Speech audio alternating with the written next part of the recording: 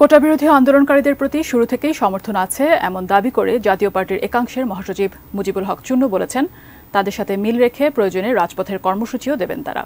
বিকেলে বনানীতে দলের চেয়ারম্যানের কার্যালয়ে সাম্প্রতিক ঘটনার প্রবাহে নিজেদের অবস্থান স্পষ্ট করতে যৌথ সভার আয়োজন করে জাতীয় পার্টির একাংশ। পরে সংবাদ সম্মেলনে দলের মহাসচিব মুজিবুল হক চুন্নু জানান, কোটা আন্দোলনে নিহতের প্রকৃত সংখ্যা নিয়ে ধোঁয়াশা রয়ে গেছে। তিনি অভিযোগ করেন, অজ্ঞাতনামাদের আসামি করে মামলা দিয়ে সরকার জনগণকে হয়রানি করছে।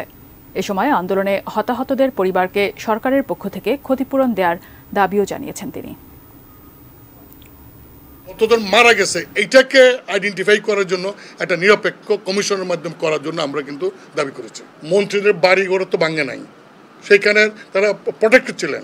তাহলে সরকার কেপিআই, বাংলাদেশ টেলিভিশন মতো এবং বিআরটিসির যে ভবন, এরকম ইম্পর্টেন্ট প্লেস কিভাবে এখানে গিয়ে ভাঙচুর করে।